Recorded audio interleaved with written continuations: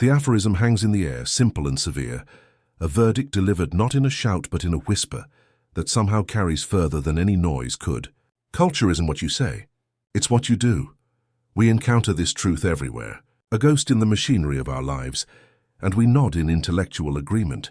Yet so few of us truly allow its chilling, liberating implications to permeate the bedrock of our being. To understand it is to hold a key to the locked rooms of our personal discontent, the stagnant ponds of our relationships, and the echoing halls of our workplaces. It is the fundamental code of reality, written not in words, which are the currency of dreams and deceptions, but in actions, which are the indelible ink of truth. Consider for a moment the individual, you. Each of us is the sole architect and inhabitant of a personal culture, a micro-civilization of one. We tell ourselves stories about who we are. I am disciplined. I'm kind. I'm a creator. I am healthy. These are the plaques we hang on the walls of our identity. But what is the actual culture of this inner nation? Do not listen to its national anthem. Observe its daily rituals. The true culture is not found in the New Year's resolution scrawled on a fresh page, but in the unspoken decision made at 11 p.m. when the body is tired and the mind is weak. Do you lace up the running shoes or do you scroll? The true culture is not the heartfelt promise to be more present, but the instinctual gravitational pull of the smartphone from the pocket during a lull in conversation with your child. The true culture is not the belief in lifelong learning, but the choice between a book that challenges and a streaming service that numbs, night after night after night. This is where the psychologist leans in, not with a prescription but with a mirror. We are creatures of narrative, and our stated intentions are the stories we tell ourselves to make our lives coherent and palatable. They are the press releases of the ego. But the subconscious mind, the ancient, stubborn engine of habit, does not speak the language of press releases. It speaks only the language of repetition. It learns not from what you aspire to, but from what you consistently do. Every time you choose the path of least resistance, you are not just making a choice. You are casting a vote for the kind of person you are becoming. You are building a cultural norm within yourself. A single action is an event. A repeated action is a ritual. A collection of rituals is an identity. The man who says he values health but eats takeout daily is not a healthy person who makes poor choices. He is, by the brutal logic of action, a person whose culture does not prioritize health. The gap between his stated values and his enacted values is the precise measure of his internal conflict, the source of that low-grade, pervasive anxiety that he cannot quite name. To close that gap is not a matter of finding better words or more convincing affirmations.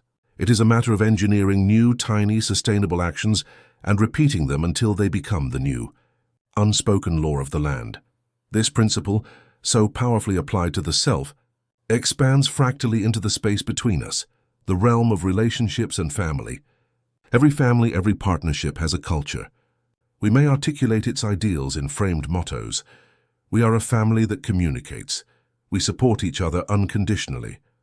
But the real culture is written in the silent, accumulated grammar of daily behavior.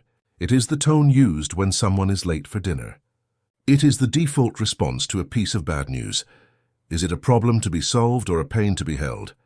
It is the way conflict is handled, not the grand, tearful reconciliations that make for family lore, but the 10,000 small retreats, the subtle eye rolls, the resigned sighs, the topics that become permanently off-limits. The culture of a family is not built on the annual vacation, but on the 5 minutes before everyone rushes out the door for school and work. It is the culture of interruption, or the culture of listening. It is the culture of criticism, or the culture of curiosity. A life coach would tell you that if you wish to change the culture of your relationships, you must become an anthropologist of your own home. Put away the mission statement and pick up the notebook. Observe the rituals. What actions are being rewarded, even implicitly? What behaviors are being tolerated?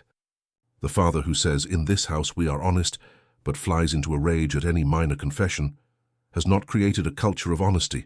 He has created a culture of fear and concealment. His actions as the tribal leader have spoken so loudly that his words have become meaningless.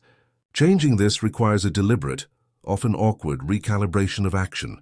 It means forcing yourself to say, "Thank you for telling me," when every fiber of your being wants to scream.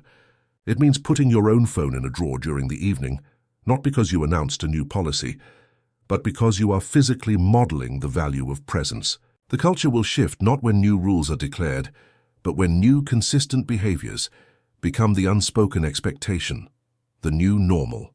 It is a slow, patient archaeology, replacing the artifacts of the old civilization with those of the new. And then, of course, there is the organization, the company, the team, the place where the phrase company culture is most often bastardized into a hollow slogan. Every executive and manager gives lip service to culture. They enshrine values like integrity, innovation, and collaboration in glossy brochures and on office walls. But the employees, the citizens of this corporate state, do not live in the brochures. They live in the reality defined by actions.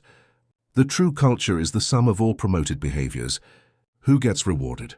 Is it the person who delivers results ethically, or the one who delivers them by any means necessary? Is it the quiet, diligent worker, or the one who is most visible in meetings? The culture is defined by what the leader does when under pressure. Does she listen or does she dictate? Does he take responsibility or does he assign blame? A CEO can give 1,000 speeches about the importance of work-life balance, but if he sends emails at midnight and expects immediate responses, his actions have just written the actual employee handbook.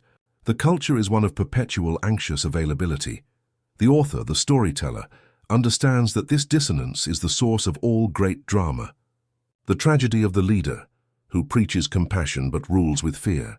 The comedy of the institution that champions transparency while operating in a fog of secrecy. We are captivated by these stories because we recognize them. We have all been citizens of these nations. To align an organization's spoken word with its enacted word is the highest form of leadership.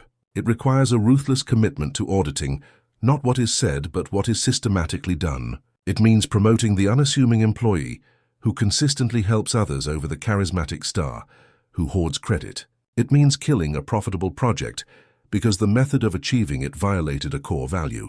These are costly actions in the short term, but they are the only actions that build a culture of authentic trust and sustainable performance. They transform the workplace from a mere economic transaction into a shared civilization with a coherent and therefore powerful character.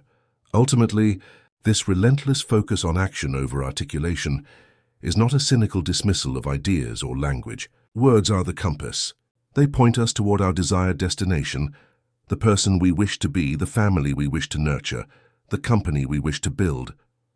But actions are the steps we take on the path. A compass without movement is a decorative trinket. Movement without a compass is aimless wandering.